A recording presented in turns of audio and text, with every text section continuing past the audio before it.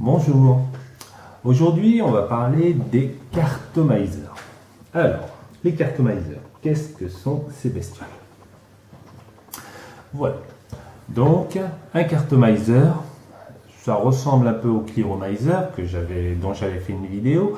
C'est un atomiseur et une cartouche intégrés. Donc, en fait, vous avez, là il a déjà servi évidemment, vous en avez plusieurs types. Ça, c'est un dual coil 1,5 ohm, c'est sa résistance. Ça, c'est un 2 ohm et demi. Et ici, celui que je vais ouvrir, c'est un 2 ohm. Donc, vous enlevez l'opercule et vous pourrez voir à l'intérieur un petit fil se balader. En fait, c'est le fil de la résistance. Vous avez une fibre qui va entourer une résistance qui est protégée en fait par une gaine protectrice. Mais le principe est à peu près le même qu'un clearomizer. Sauf que au lieu de fonctionner avec une mèche, ça fonctionne avec de la fibre.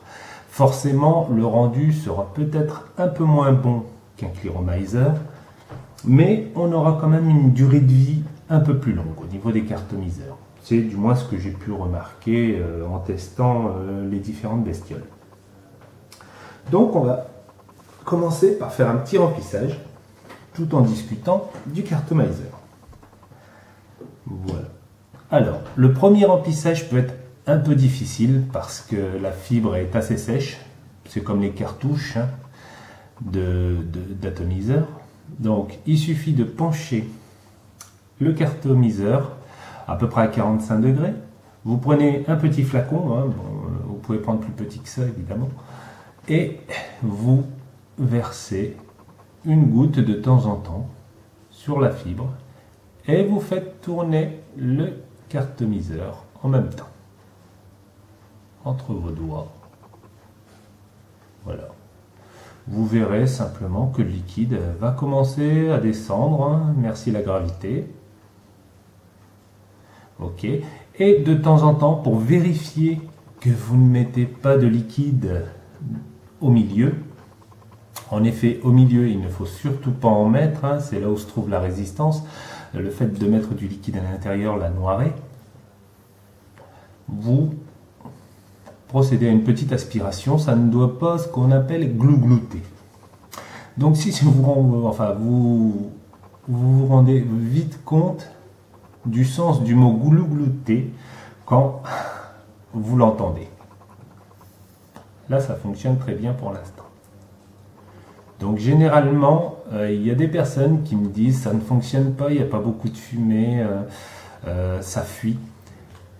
C'est souvent, même très souvent, pratiquement systématiquement, à cause d'un mauvais remplissage. Donc, il suffit d'y aller gentiment, c'est pas très rapide la première fois. Mais vous pouvez voir que lentement mais sûrement, le cartomiseur se remplit. Voilà. Vous pouvez voir, je ne sais pas si vous voyez, s'il y a une bonne mise au point que le liquide, au fur et à mesure, va descendre. Ensuite, on entend glouglouter. J'ai été un petit peu trop vite. Quand vous entendez justement ce petit reflux de liquide, simplement soufflez. Et ensuite, vous recommencez. Donc voilà. Une fois que vous avez l'impression que le cartomiseur est rempli, même si vous voyez encore des parties blanches, il n'est pas obligatoire d'avoir toute votre partie à la couleur de votre liquide, mais une fois que vous avez vu que les 3/4 sont quasiment humidifiés, vous vous arrêtez, hop, et vous le laissez s'imprégner gentiment du liquide. Le trop plein, vive le sopalin. Oh, pardon, c'est ma chaise.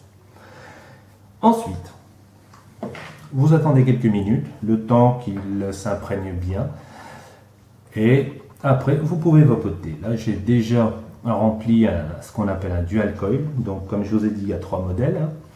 Le plus fort, c'est le dual coil, 1,5 ohm, avec une capacité plus élevée, 1 millilitre et demi. Assez violent pour le hit.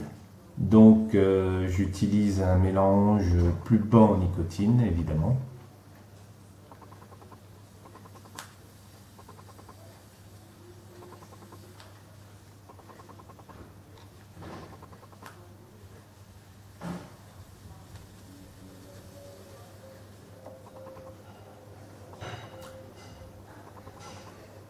Mais le rendu reste quand même très acceptable. Par rapport à certains atomiseurs, franchement, on a quand même un meilleur rendu.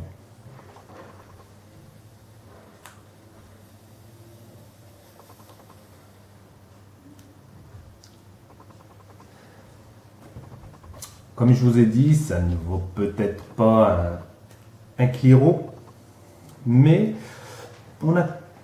il faut avouer quand même que c'est acceptable, très acceptable comme rendu, et que on a une durée de vie quand même un peu plus longue, à mon goût. J'ai essayé d'ailleurs, j'ai réussi à tenir presque une dizaine de jours avec un Cliro 2 Homme. Bon, c'est sûr, à la fin, il faisait peine à voir, mais il y avait encore de bonnes performances, hein. Bien sûr, je recommande à personne de tenir un carto aussi longtemps. Moi, c'était pour un test, hein. Évidemment, il peut durer une dizaine de jours pour un petit vapoteur qui le remplit une fois dans la journée, hein. Mais quand on le remplit plusieurs fois comme moi, 10 jours, c'est quand même pas mal.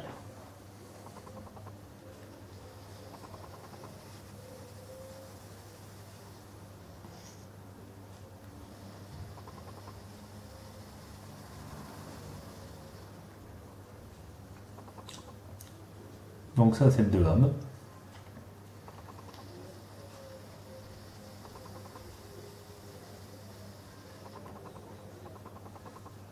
Une valeur intermédiaire au niveau de la résistance qui est franchement pas mal du tout. Pas mal du tout. Et vous avez également le 2 ohms et demi qui lui a l'avantage de pouvoir se monter sur n'importe quel type de batterie 510. Donc même des batteries 510 de type cigarette, hein, enfin en forme de cigarette, les 180 et 280 mAh, alors que le 2 ohms, bien qu'on puisse le monter sur des, par exemple sur des 280 mAh, c'est limite. C'est quand même assez limite. Par contre, le 1,5 uniquement sur les grosses capacités, type 650 mAh ou plus, les modèles Ego, Piper évidemment. Voilà. Donc maintenant vous savez à peu près tout sur les cartoniseurs de BB Club et je vous souhaite un bon vapotage.